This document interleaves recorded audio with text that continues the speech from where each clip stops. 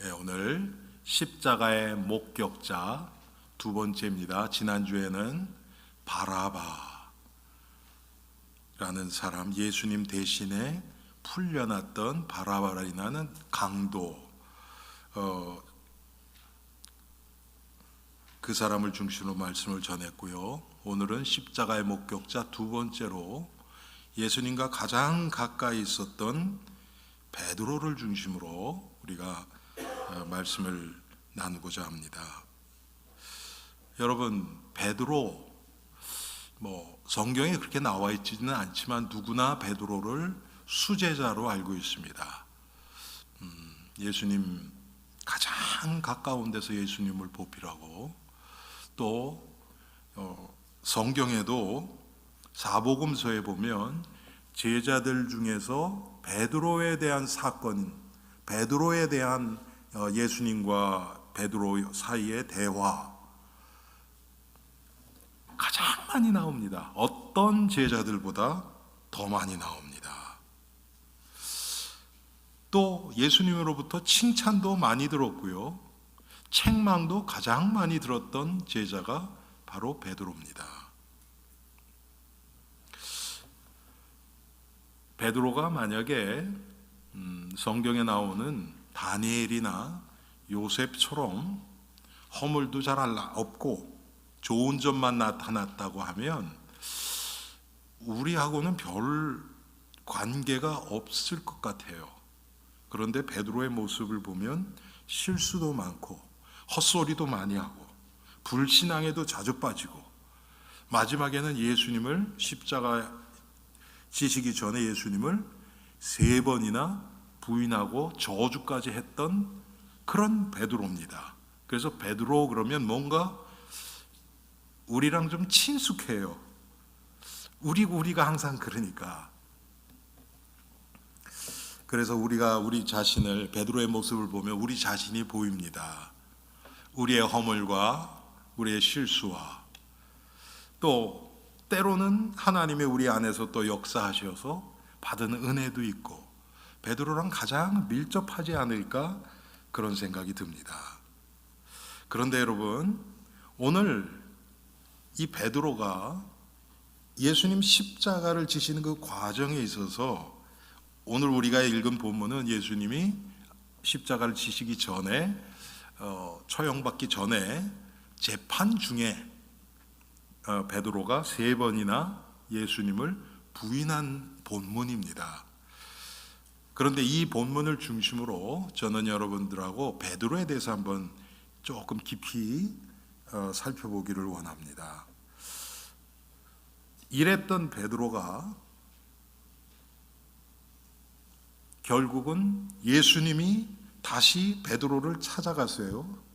그리고 베드로를 디베라 호수에서 바닷가에서 베드로를 찾아가셔서 다시 사명을 주시고, 우리가 아는 것처럼 사도행전 2장에서 성령이 임하신 후에는 베드로가 이제는 아주 담대하게 복음을 증거하고 초대교회, 예루살렘 교회 목사로서 초대교회에 아주 지대한 영향을 끼쳤던 그런 사도로 사용을 받습니다.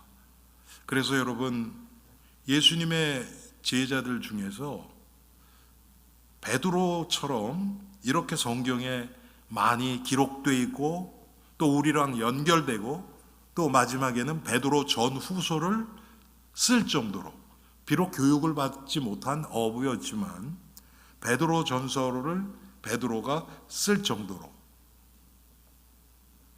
또 우리가 아는 사복음서 중에서 마가복음이 제일 먼저 기록되었다고 학자들은 보고 있습니다. 마가복음이 제일 먼저 기록되었다고. 그런데 그 마가복음을 기록하게 된 배경을 보면 마가는 예수님 공생의 기간 동안은 아이였어요. 한 청소년 정도 됐다고 추측을 합니다.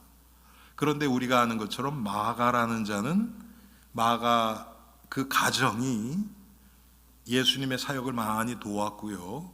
초대교회 여러분 마가의 다락방 들어보셨잖아요, 그렇죠? 그 집을 중심으로 예루살렘 교회가 시작도 되었고 또 많은 역할을 감당을 했습니다. 그리고 이 마가라는 자는 누굽니까? 바나바의 조카였죠. 그래서 사도 바울과 첫 번째 선교 여행을 같이 갔다가 너무 힘드니까, 나이가 어린 소년이 너무 힘드니까 중간에 돌아오는 일도 있었습니다. 그런데 마지막에는 그것 때문에 바나바하고 사울하고 크게 다퉈서 나눠지는 그런 일도 있었고요. 그런데 사도 바울의 이 나중에 기록들 편지를 보면 마가를 데려와라. 그는 내 사역에 유익한 자다. 이렇게까지 할 정도로. 그런데 그 마가가 어떻게 복음서를 쓸 수 있을까? 많은 학자들은 그걸 어떻게 보냐 하면 베드로가 마가를 통해서 베드로가 보고 체험한 그 예수 그리스도, 그 베드로의 생각을 마가가 기록했다고 사람들이 생각을 합니다. 그런데 그래서 마가복음이 가장 먼저 쓰였다는 것이 이 수제자인 베드로의 그 생각과 마음이 마가를 통해서 기록된 것이죠. 그러면 이게 좀 얘기가 들어맞죠, 그렇죠? 그랬던 자가 바로 이 베드로입니다. 마가를 통해서 마가복음에 아마 베드로의 그 생각과 경험들이 많이 기록됐다고 우리는 보고 있습니다. 자, 그런데 오늘 여러분들하고 제가 좀 볼 것은 예수님과 베드로와의 관계, 그리고 이 베드로가 십자가를 통해서 나타난 변화, 이런 것들을 함께 살펴보기를 원합니다. 베드로를 예수님께 소개한 자가 베드로의 동생인 안드레입니다. 안드레가 먼저 예수님을 만났고요. 그 다음에 베드로를 소개합니다. 그래서 예수님을 만났는데, 예수님이 또 성경에 보면 예수님이 베드로를 먼저 찾아오세요. 그래서 우리가 잘 아는 것은 마태복음 4장에 보면 네가 나를 따라오라. 내가 너로 사람을 낚는 어부가 되게 하리라. 예수님이 찾아오십니다. 누가복음 5장에도 보면요, 1절부터 11절까지 보면 그런 얘기가 나옵니다. 고기를 잡고 있어요. 그런데 밤새 고기를 잡는데 한 마리도 잡히지가 않아요. 그런데 예수님이 게네사렛 호숫가에서 베드로를 보시고 그 베드로 시몬에게 깊은 데로 가서 그물을 내려 고기를 잡으라 그럽니다. 이때가 새벽이에요. 우리 최 장로님 낚시를 좋아하시는데 낚시하시는 분은 아실 거예요. 새벽에는 고기가 어디에 있죠? 많이 육지 쪽으로 가까이 많이 오죠. 새벽에는요. 그 새벽이 잘 잡혀요. 이 해변가에서 낚시를 하면 잘 잡힙니다. 그런데 예수님 거꾸로 말씀을 하세요. 깊은 데로 가서 그물을 내리라. 그런데 베드로는 이 게네사렛 호숫가 여기서 평생을 고기를 잡는 자예요. 그런데 그런 베드로에게 예수님이 찾아오셔서 아무것도 없는 걸 다 보시고 깊은 데로 가서 그물을 내리라, 이렇게 말씀을 하신단 말이에요. 그때 베드로가 어떻게 얘기를 하냐면, 우리들이 밤이 새도록 수고하였을 때 잡은 것이 없지만은 말씀에 의지하여 내가 그물을 내리리이다. 말씀에 의지하여 내가 그물을 내리이다, 이렇게 말씀을 합니다. 우리도 여러분 중에서도 베드로가 고기 한 마리도 못 잡았을 때, 만약에 여러분 이때 당시에 베드로가 고기를 어마어마하게 잡아가지고 돌아왔다. 그러면 예수님 따라갔을 것 같아요? 안 따라가지요. 지금 베드로에게는 위기가 온 겁니다. 평생을 고기를 잡았는데 한 마리도 못 잡았대요. 아니, 이게 낚시로 한다 그러면 그렇지만 여러분, 이건 배로 그물로 하는 거예요. 그물로 하면 한두 마리라도 잡습니다, 웬만하면. 그런데 한 마리도 못 잡았어요. 우리 인생에 이럴 때가 있어요. 하는 일마다 되는 일이 하나도 없을 때가 있단 말이에요. 여러분, 그런 상황이 왔을 때 우리는 갈급해집니다. 그때 예수님이 우리를 부르시는 거예요. 뭐가 좀 잘 되고 잘 나갈 때는요, 갈급하지도 않고 복음을 들어도요, 마음에 와닿지도 않아요. 그런데 갈급할 때, 막 목이 말라서 너무 갈급할 때, 그럴 때 마시는 한 모금의 이 물, 여러분, 그건 뭐 말 하나만 하죠. 배부를 때 여러분, 누가 물 줘보세요. 아니, 그렇지 않아도 배불러 죽겠는데 물을 또 줘? 똑같습니다, 여러분. 예수님이 베드로가 고기 한 마리도 없을 때 깊은 데로 가서 그물을 내려 고기를 잡으라. 그것도 깊은 데 가서 자기 상식을 깨는 그런 얘기를 하시는 거예요. 웬만한 사람 같으면은, 아니, 당신이 고기 잡는 걸 뭘 알아? 여러분, 그렇지 않겠어요? 우리의 상식으로, 우리의 경험으로 봐서. 그런데 여러분, 신앙생활은 상식으로, 경험으로 하는 게 아니라는 것이죠. 그런데 예수님이 그렇게 말씀을 하시니까 이게 모든 게 다 이렇게 맞아 떨어지는 겁니다. 하나님이 그걸 이렇게 인도를 하시는 거예요. 베드로가 절대로 거부할 수 없도록. 제가 지난주에도 말씀드렸죠, 여러분. 장로교를 시작하게 된 계기가 요한 칼빈이라는 신학자, 종교 개혁자죠. 그분의 이 사상을 5가지로 추른 게 칼빈의 5대 교리라 그래요. 그 중에서 하나가 뭐냐? 불가항력적인 은혜가 있어요. 하나님이 우리에게 은혜를 주시면 그걸 거부를 못해요. 거부를 못해요. 여러분, 사도 사울이 바울된 사건이 바로 그거죠. 거부를 못해요. 베드로도 똑같습니다. 예수님이 그 상황으로 다. 근데 여러분, 예수님이 요때만 그랬을까요? 아니에요. 베드로의 전체 인생을 통해서 지금 예수님을 만나서 예수님을 따라갈 수밖에 없도록 나기 이전부터 이미 택정하시고 베드로를 어부가 되게 하셔서 또 여러 가지를 다 이렇게 그쪽으로 이렇게 다 모으신 겁니다. 그리고 절대로 거부할 수 없는 초청을 하나님이 하시는 겁니다. 여러분, 베드로만 그렇겠습니까? 우리도 똑같아요. 여러분들이 잘 나가고 이 세상에서도 정말 잘 나가고 그러면요, 주일날 여기 안 와 계실걸요, 아마. 다른 데가 있지. 그런데 하나님의 완전한 계획 가운데서 우리가 태어나기 전부터 우리를 택정하시고 우리 부모님 그 가문에서 태어나게 하시고 여러분들이 지금까지 살아온 인생의 모든 배경을 하나님이 다 아시고 허락하셔서 통과하게 하시고, 그래서 복음을 들을 수밖에 없도록, 예수를 믿지 않으면 안 되도록 그렇게 하셨단 말이에요.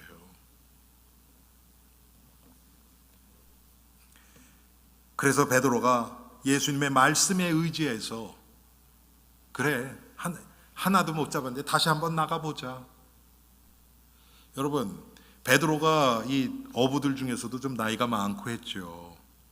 그래서 같이 나간 겁니다. 그랬더니 어떻게 돼요? 그렇게 하니 고기를 잡은 것이 심히 많아 그물이 찢어지는지라. 그물이 찢어질 정도로 그런 일이 일어난 거예요. 그런데 베드로가, 여러분, 대부분 많은 사람들이 이 상황이 되면요, 이제 잡은, 야 그거 그물 찢어지지 않게 그물 엑스트라로 더 가져와, 그래서 한 마리라도 새 나가지 않게 하려고 얼마나 그러겠습니까? 근데 베드로는 그렇지가 않아요. 성경에 보면 뭐라 그럽니까, 여러분? 누가복음의 5장에 시몬 베드로가 대답하여 이르되 선생님, 우리들이 밤이 새도록 수고하였으되 잡은 것이 없지만 말씀에 의지하여 내가 그물을 내리리이다 하고, 그렇게 하니 고기를 잡은 것이 심히 많아 그물이 찢어지는지라. 그러니까 다른 배에 있는 동무들에게 손짓해서 와서 도와달라고 요청을 해요. 그랬더니 잡은 것이 2배에 가득 차서 배가 잠기게 되었더라. 배가 하나도 아니고 2개. 그물을 끌어올리기 전에는 배에다 올리질 않았으니까 괜찮은데 2개 잠길 정도로 많이 잡혀요. 그러면 이제 우리는 벌써 생각이 어떻게 되니까, 야 대박 쳤다, 빨리 이거 팔아서 이것도 하고 내가 못했던 거 빌도 내고 뭐 사고 싶었던 거 사고. 우리 그러지 않습니까, 여러분? 차도 바꾸고 집도 더 하고. 이번에 커튼을 좀, 이제 여러분 저 텍스 리턴 시즌 왔잖아요. 그러면 여러분 중에서 텍스 리턴 되시는 분들 보면 이번에 뭐 해야지 우리 생각이 글로 돌아가잖아요. 그런데 베드로가 어떻게 했나 보세요. 8절에, 누가복음 5장 8절입니다. 시몬 베드로가 이를 보고 예수의 무릎 아래 엎드려 이르되 주여 나를 떠나소서, 나는 죄인으로소이다 하니. 하나님이 이런 은혜를 지금 베드로에게 주시고 있는 겁니다. 지금 이런 베드로가 이때 고기를 잡으러 집에서 나올 때 이런 일이 있으리라고는 상상이나 했겠습니까? 첫째는 고기 한 마리도 못 잡는 거 상상을 안 했을 거고, 또 예수라는 사람을 만날 생각도 안 했을 거고, 이 예수라는 이 고기 잡는 거에 대해서는 아무것도 모르는 이 사람이 깊은 데 가서 그물을 내려 고기를 잡으라, 그런 생각도 상상도 못했고, 그렇게 했더니 고기가 2배가 잠길 정도로 그렇게 많이 잡히리라는 것도 상상도 못했고, 그렇게 많이 잡았는데도 불구하고 이제는 그 고기에 관심이 가는 것이 아니라 예수님 앞에 와서 무릎을 꿇는 그런 자신의 모습을 상상이나 했겠습니까? 전혀 아니죠.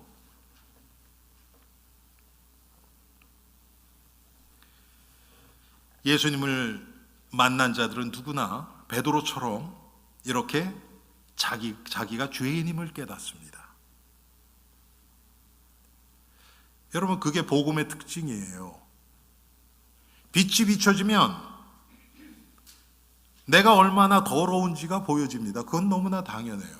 성경에는 우리가 어느 정도 깨끗하고 한두 개 흠이 있다, 그 정도로 성경은 우리를 진단하지 않습니다. 이 온 천하의 인간의 마음보다 부패한 게 없다고 얘기를 합니다. 그런 상태의 우리들인데 우리가 못 보고 있는 것 뿐이에요. 왜? 깜깜하니까. 깜깜한 방에서는 내가 얼마나 더러운지 이거 모릅니다. 그런데 빛이 비춰져요. 이 복음, 예수 그리스도가 거울처럼 우리를 비춰요. 그러면 내 죄가 다 드러나죠. 당연히 베드로처럼 내가 죄인인 것이 깨달아집니다. 그런데 베드로는 뭐라고 얘기를 합니까? 나는 죄인입니다. 주여 나를 떠나소서, 나는 죄인이로소이다, 이렇게 얘기를 해요.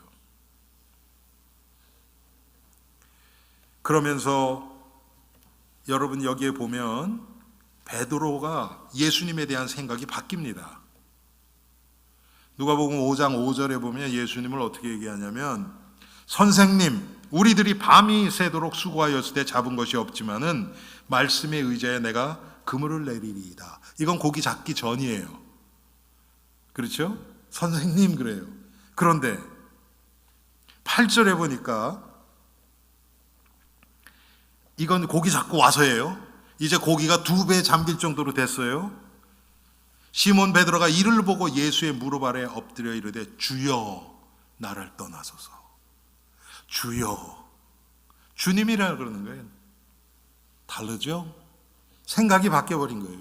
선생님에서 주님으로. 이게 은혜 받은 자의 증거지요. 그래서 이제 베드로가 예수님을 따라가기 시작합니다. 그런데 그러면서 3년 반 동안 예수님을 가장 가까운 거리에서 예수님과 동행했어요. 동거동락을 했죠. 물론 예수님은 하나님이시기 때문에 베드로의 아주 작은 세밀한 것까지 다 보고 계세요. 베드로는 잘 모르죠. 그런데 오늘 여러분 우리가 22장 54절부터 읽었는데요. 여러분 가능하시면 22장을 1절부터 한번 조금씩 이렇게 묵상해 보세요.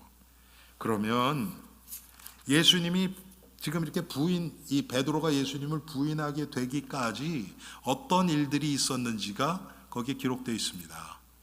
예수님이 미리 경고를 하십니다. 베드로에게 일어날 일들을 다 말씀을 하세요. 31절부터 33절에 보면 마귀가 사탄이 베드로를 공격할 것을 미리 경고하십니다.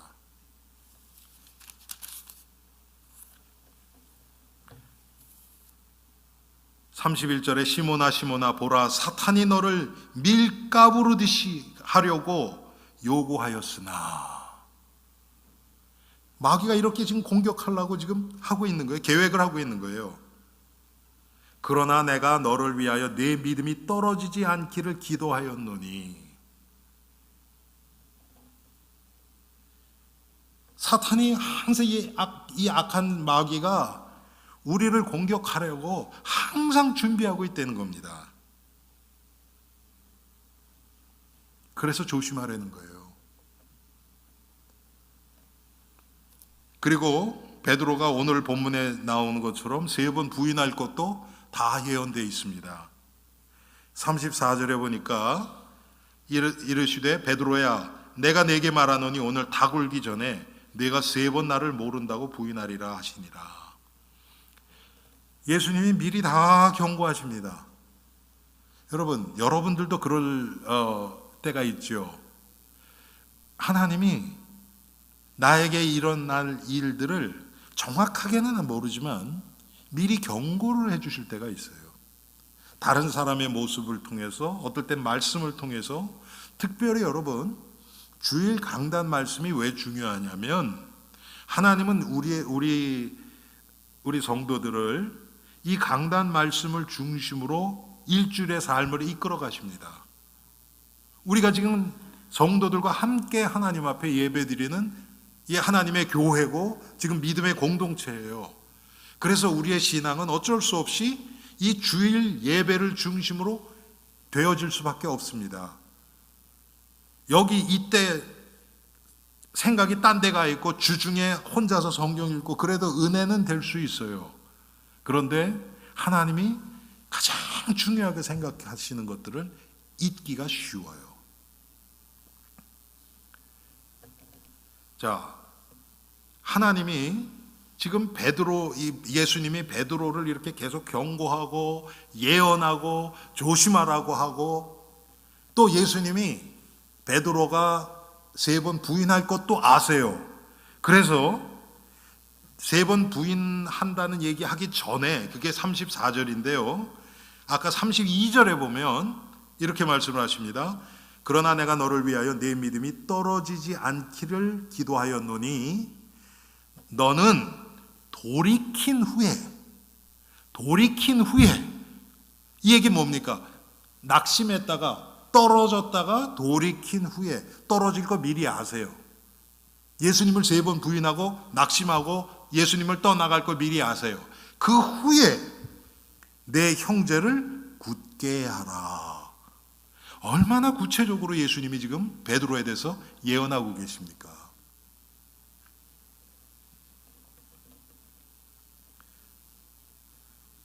또 똑같이 46절에 보면요, 이제 그 후에 예수님이 제자들을 데리고 감람산에 가서 십자가를 지시기 바로 전날이에요.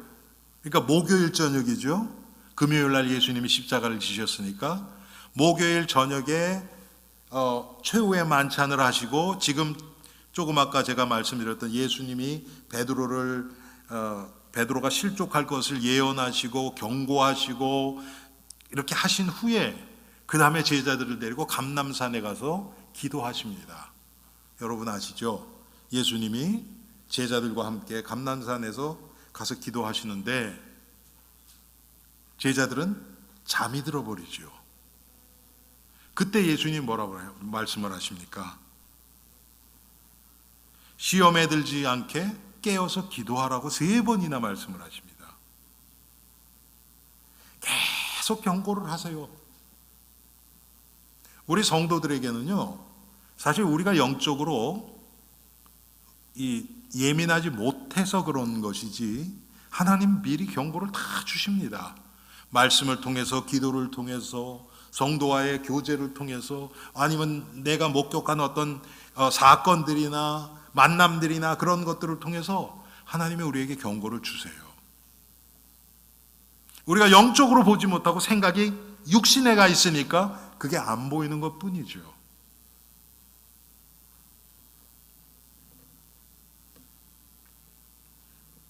그런데 베드로는 이때 당시에 베드로의 이 영적인 상태는 어땠습니까? 다른 제자들 몰라도 나는 절대로 그렇지 않습니다. 내가 죽더라도 주님을 부인하지 않겠습니다. 이렇게 얘기하죠. 자기 확신에, 여러분, 그게 베드로의 믿음이었어요. 그런데 그게 온전한 믿음이 아니에요. 나의 의지에서 나온 믿음이에요. 나의 의지에서. 정말 예수님을 그렇게 깊이 알고 예수님과의 관계가 아주 깊어서 나온 믿음이 아니고 자기 의지적인 확신이에요. 여러분, 이것을 믿음으로 착각하기가 너무 쉽습니다. 이런 의지적인 확신은 사람들 보기에는요, 훨씬 더 아주 굉장한 믿음같이 보여요. 그런데 베드로가 어떤 일이 있었습니까? 여러분 보세요. 얼마나 베드로가 이때 예수님이 베드로를 경고하고 하니까 다른 제자들 다 떠날지라도 나는 주님을 절대로 부인하지 않겠습니다. 떠나지 않겠습니다. 그랬더니 베드로가 뭐냐면, 네가 오늘 닭 울기 전에 네가 나를 3번 부인하리라. 그때 베드로가 여러분 얼마나 섭섭했겠어요. 선생님, 주님, 내 마음을 이렇게 몰라주십니까? 정말 나는 주님 안 떠납니다. 우리 한국말로 내가 장을 지지지요 그러지. 그렇죠 여러분? 내가 죽더라도 여러분, 자기 생명을 걸고 얘기하는 얘기예요. 이거 이렇게 우리가 쉽게 할 수 있는 얘기가 아닙니다, 이게. 그런데 보세요. 이때의 모습 보세요. 얼마나 정말 확실합니까?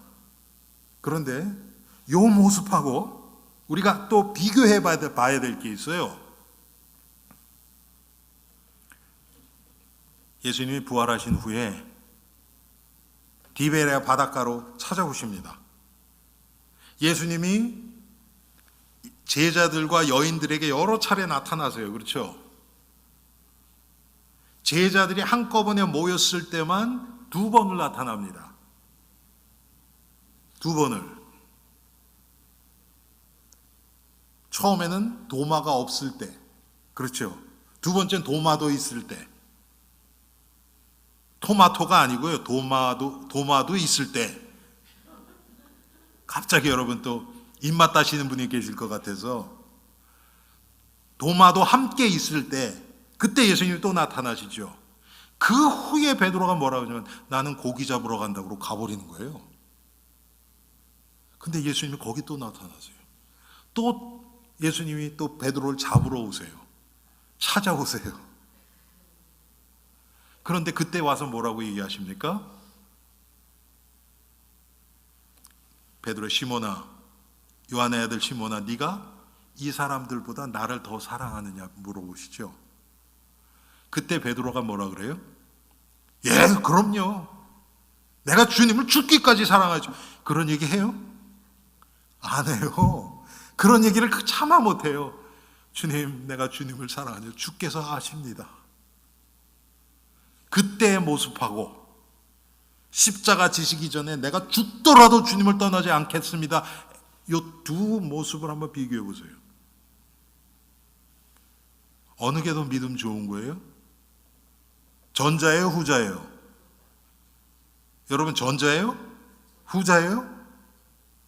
진짜 믿음이 있으면 전자같이 그렇게 얘기 못하는 거예요. 여러분 이해되십니까? 내가 믿습니다. 절대로 내가 주님 부인하지 않겠습니다. 그래요? 우리가 간접적으로 부인하는 것은요, 하루에도 수십 번, 수백 번 할 텐데요. 예수님을 드러내야 될 때 드러내지 못하는 거, 다 부인하는 거거든요. 그런데 진짜 믿음이 있으면 자기가 얼마나 연약한 줄 아는 겁니다. 베드로가 십자가를 통해서 깨달은 건 바로 이거예요.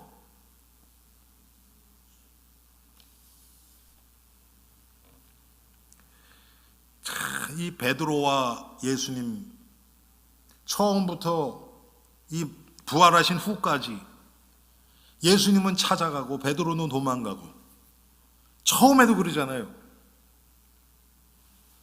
게네사렛 호수에서 예수님이 찾아와서 내가 너로 사람 먹는 어부가 되게 하리라. 깊은 데로 가서 그물을 내려 고기를 잡으라. 이렇게 얘기하셨을 때 예수님이 찾아오시잖아요. 베드로는 뭐라 그래요? 나를 떠나래요, 예수님한테. 나는 죄인입니다. 나를 떠나서 그러잖아요.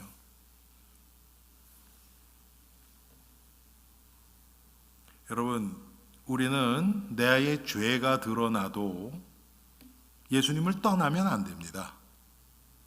죄가 드러날수록 예수님이 더 갈급하게 필요하지요. 그렇죠, 여러분? 그런데 인간의 죄성이 그래요. 은혜가 비치고 복음의 빛이 비치면 내 죄가 드러나요. 그러면 하나님으로부터 멀리 가고 싶어요. 떠나고 싶어요. 여러분도 그렇잖아요.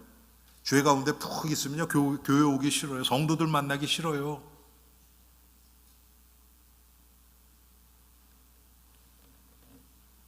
과거에 제가 주일날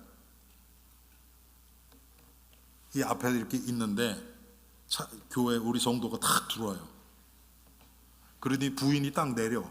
두 분 다 우리 교회 중직자셨는데, 근데 들어올 때부터 벌써 얼굴이 울그락불그락 좀 그렇더라고요. 그러니 부인 탁 내려두더니 확 그냥 운전도 그냥 막 확 해가지고 나가버리는 거예요. 그래서 오시다가 다투셨구나.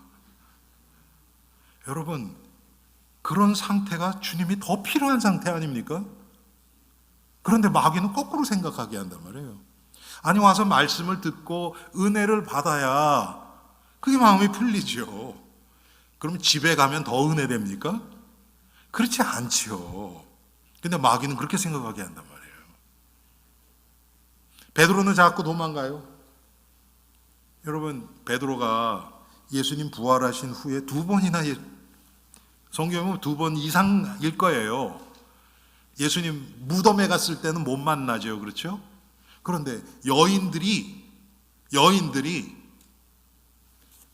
예수님을 꼭 집어 얘기해요.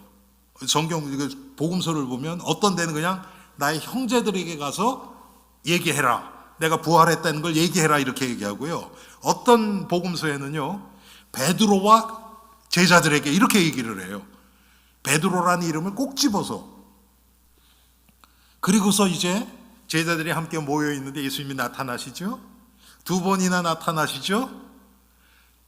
그러면 여러분 같으면 난 고기를 잡으러 가겠다 그러고 가겠어요? 그러기 쉽지 않잖아요, 여러분. 그렇죠? 근데 베드로는 또 도망가요. 왜? 그만큼 자기가 정말 모든 제자 앞에서 한마디로 하면 쪽팔림을 당한 거예요. 뭐 누구보다도 다른 사람은 다 주를 버릴지라도 나는 절대로 버리지 않겠습니다. 죽기까지 따르겠습니다. 제자들 중에서 가장 강력하게 자기가 안 하겠다고 얘기를 해놨거든요. 그런데 예수님이 십자가 달려 돌아가실 때 그것도 3번이나. 다른 제자들은, 여러분, 다른 제자들은요, 그 전에 도망간 놈들도 있을 거예요. 베드로는 그 앞에 그렇게 십자가에 가까이 가려다가 지금 이렇게 된 거잖아요. 예수님 십자가 달리실 때 끝까지 있던 자는 요한밖에 없었어요. 맞죠, 여러분? 근데 요한은 믿음이 좋아서 그런 게 아니에요. 그 요한의 아버지 세베대가 그래도 조금 좀 뭐라 그럴까, 좀 세상 말로 얘기하면 힘 좀 쓰는 사람이었어요. 선주였어요. 배가 몇 채 있고. 그래서 거기 아는 사람이 있단 말이에요. 그래서 들어갈 수 있었던 거예요, 요한은. 그리고 제자들 중에서 가장 어리고, 또 베드로는 그래도 체면이 있으니까 내가 수제자인데 그래도 주님 그리고 죽기까지 내가 주님을 배신하지 않겠다고 했는데, 그래서 들어가다가 지금 이 사람들에게 잡혀서 3번이나 부인하게 된 거예요. 다른 제자들은 그 전에 이미 다 도망가 버렸어요. 근데 여러분, 우리가 그래요. 다른 성경에 보면요, 베드로가 막 그렇게 나는 다른 사람은 다 부인할지라도 나는 죽기까지 주님을 따르겠다고 자기 입으로 얘기를 했잖아요. 성경에 그렇게 기록되어 있어요. 근데 성경에 다른 제자들에 대해서는 어떻게 하냐면 다른 제자들도 그렇게 얘기를 했대요. 그런데 그걸 아마 제 생각에, 이거는 뭐 성경에 정확하게 안 나오니까, 베드로는 성격상 막 강하게 소리 지르면서 막 얘기했을 거예요. 다른 제자들은 맞습니다, 주님. 우리도 그럴 거예요. 뭐 그냥 이 정도로 같이 했을 거예요. 그런데 다른 제자들도 미리 떠났고 베드로는 거기다 더해서 3번이나 부인한 사건이 또 일어났잖아요. 그 후에 이제 상황이 됐어요. 예수님 부활하기 전에. 그래서 모여 있어요, 제자들이. 베드로 말고 다른 제자들 어떤 생각을 했을 거예요? 자기네도 다 예수님을 무서워서 다 버리고 예수님으로 도망갔잖아요. 그러면서도 속으로는 그래도 나는 저 베드로처럼 3번 부인은 안 했어. 아마 이 짓하고 있었을 거예요. 여러분, 그게 인간의 죄성 아닙니까? 그래도 나는 저렇게는 안 했어. 내가 그래도 조금 무서워서 미리 갔지만 그럴 거면 왜 안에까지 들어가? 그냥 미리 가버리지. 사람은요, 어쩔 수 없어요.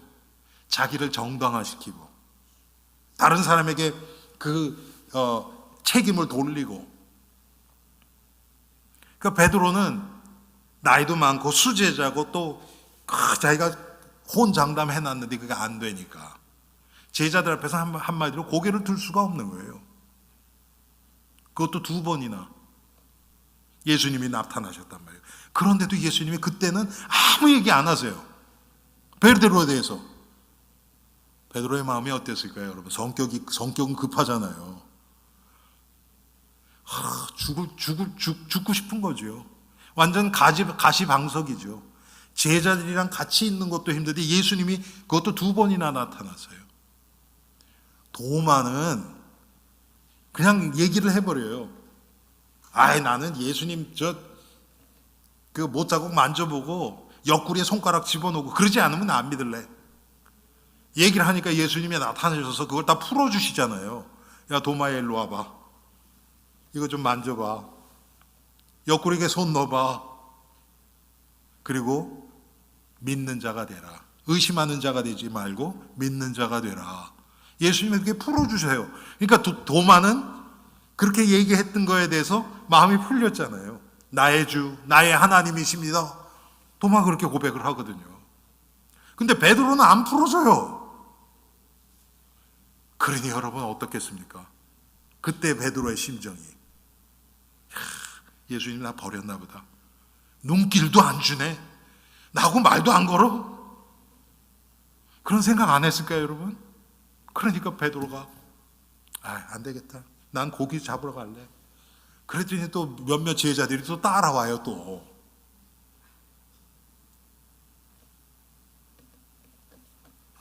그런데 예수님은 그 디베레아 바다에 베드로를 잡는 추격전이 또 시작됩니다. 베드로는 도망가고 예수님은 또 따라와요. 여러분, 예수님이 우리를 추격해 오신 적이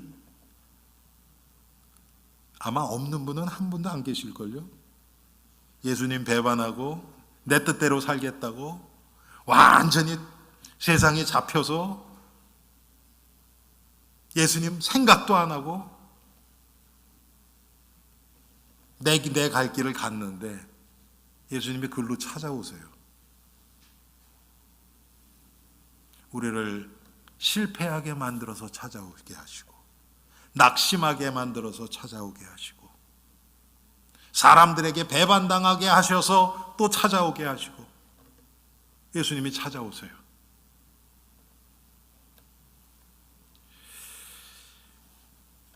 그러면서 예수님이 베드로를 딱 집어서 그땐 얘기를 해요. 성경에 기록된 거를 세 번째 만나는 거예요. 몰라요. 그 전에 또 기록 안 된 것에 또 만났을 수도 있어요. 그런데 그건 모르니까. 제자들과 함께 있을 때 2번. 근데 그때는 베드로에 대한 언급이 없었어요. 그런데 여기서는 요한의 아들 시몬아, 네가 이 사람들보다 나를 더 사랑하느냐. 3번이나 똑같은 질문을 3번 하세요. 여러분, 여기다가 여러분을 이 이름을 한번 집어넣어 보세요. 누구 집사야, 누구 장로야, 누구 권사야, 성도야. 예수님이 우리에게 또 질문을 하시는 거예요. 네가 이 세상 눈에 보이는 이 모든 것보다 나를 더 사랑하느냐?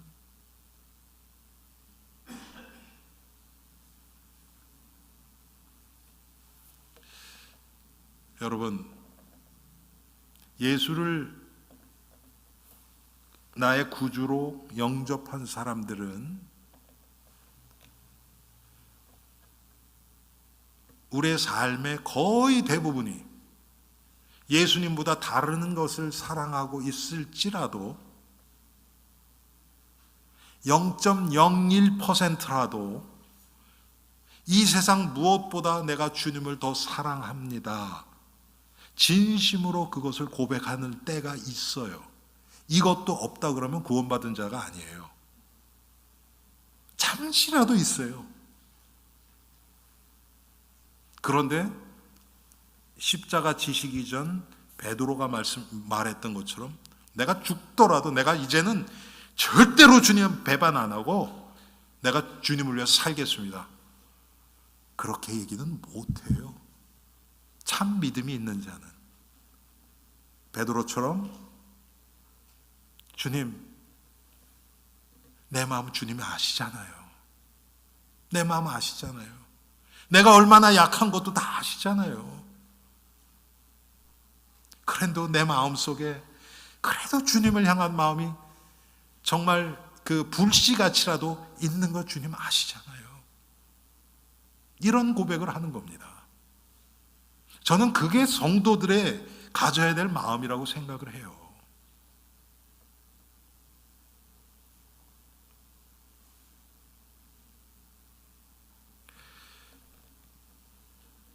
지나간 얘기지만 제가 처음 미국에 왔을 때 그때 이 한인 교회들이 그땐 부흥회가 교회마다 있었어요.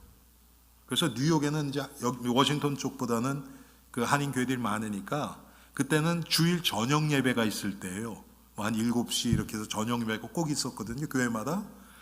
그랬는데 어느 교회에서 부흥회 한다 그러면요, 뭐 부흥회가 일주일에 막 몇 군데가 있어요. 뭐 교단마다도 있고 뭐 다 많이 있어요. 그러면 교회가 오늘 저녁 예배는 주일 예배를 안 하고 어디 부흥회에 가겠습니다. 이제 목사님이 그렇게 광고를 해요. 그럼 이제 다 가는 거예요. 전 이제 청소년 때죠. 뭐 우리 박병준 목사도 있고 뭐 친구들하고 다 가서 이제 부흥회에 참석하는 거예요. 막 부흥사들 하면 막 막 은혜 받으라 그러고 성하라 그러고 이제 막 주님을 위해서 헌신할 사람 나오라 그러고 막 그러잖아요. 저는 목사가 될 생각은 0.1%도 없던 사람이었거든요. 근데 우리 친구들 중에는 한 서너 명이 목사 되겠다 그랬었단 말이에요. 이제 박 목사도 그 중에 하나였고요. 그런데 한 번 부흥회를 갔는데 제가 은혜를 많이 받았어요.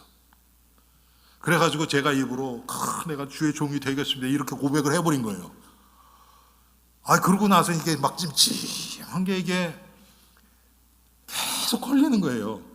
그래도 하나님 내가 아시지 뭐 그러고서 이제 그냥 지나가고, 그러다가 뭐 지금처럼 누가 저에게 이렇게 정확하게 얘기해 줬으면 되는데 뭐 이런 얘기는 개인적인 얘기니까 누구한테 얘기도 못하고, 결국은 청소년 사역을 하겠다고 제가 하나님의 콜링을 그렇게 하셔서 청소년들을 위해서 계속 평신도로, 여러분 제가 여기 이 교회 와서도 민 목사님 오셔서 한 1년 정도까지는요 전도사 그 칭호를 안 받았어요 제가. 그러니까 이 교회 와서 한 8년 정도를 전도사라고 얘기를 안 했어요. 그냥 오 선생이라, 우리 이정옥 권사님 잘 아시죠? 송장로님이랑 그냥 오 선생 그랬어요. 그래서 학생들은 저를 케빈이라고 불렀고 그냥 오 선생님 그렇게 불렀단 말이에요. 왜? 저는 목사 될 그게 없었으니까. 그런데 결국은 하나님이 저를 목사로 만드셨어요. 제가 뭐 이렇게 계획해서 된 것도 하나도 없고요. 하나님이 그렇게 하신 거예요. 사실 그 타이틀은 중요하지 않아요. 예수님이 우리를 이렇게 계속 찾아오신 겁니다.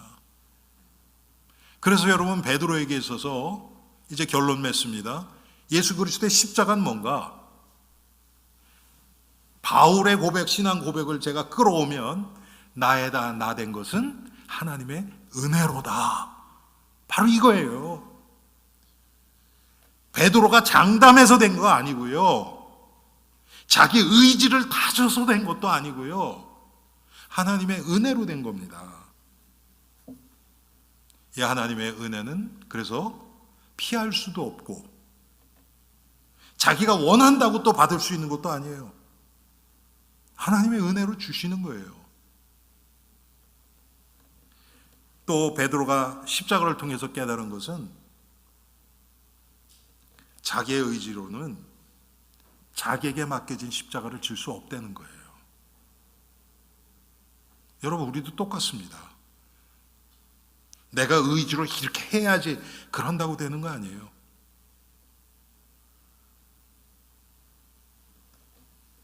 하나님이 은혜를 주실 때 그게 깨달아져요. 내 인생이 내 거 아니구나. 나의 모든 시간과 나의 하나님이 지금까지 주신 모든 경험과 달란트와 나의 가정과 나의 인생조차 내 게 아니고 하나님의 거구나. 하나님, 나의 존재 자체가 하나님께 속해 있으니까 하나님이 원하시는 대로 사용해 주옵소서. 그러는 거예요. 하나님이 우리에게 이때 이렇게 해서 이런 일이 있으니까 이거 좀 사용해. 그럼 그냥 하는 거예요.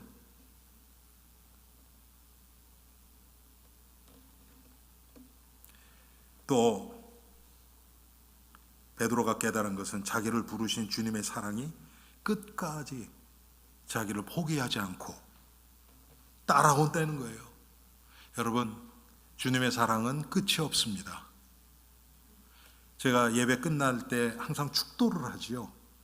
거기 보면 주 예수 그리스도의 은혜와 하나님 아버지의 영원하신 사랑하심과, 하나님의 사랑은요 끝없이 우리를 추격해 옵니다.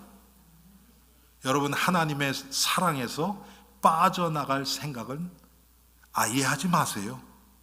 여러분, 못 빠져나가십니다. 죄송하지만 못 빠져나가십니다. 결국은 하나님이 와서 우리를 붙드세요. 그리고 변화시키십니다. 그리고 베드로를 하나님의 계획대로 너는 돌이킨 후에 내 형제들을 굳게 하라 말씀하셨던 것처럼 초대교회, 예루살렘 교회 이 수장으로, 그때 당시에 전체 기독교의 가장 리더는 베드로였어요. 바울이 아니고요. 하나님이 그렇게 사용하셨어요. 하나님이 하신 겁니다. 베드로가 한 건 뭐가 있습니까, 여러분?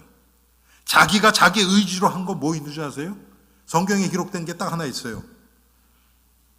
말고의 귀 자른 거. 그렇죠, 여러분?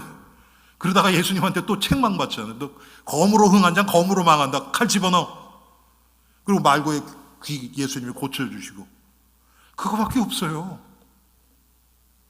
그런데 이런 베드로를 하나님이 십자가를 예수 그리스도의 십자가를 통해서 초대교회에 정말 가장 중요한 인물 중에 하나로 하나님이 세우셔서 사용하셨습니다. 여러분, 우리도 똑같습니다. 내 의지가 아니라 하나님의 은혜를 사모하는 우리 엘림의 성도들 되기를 주님의 이름으로 축원합니다. 이 시간 우리 베드로가 목격한 이 십자가, 우리가 묵상하면서 한 3분 정도 함께 기도하겠습니다.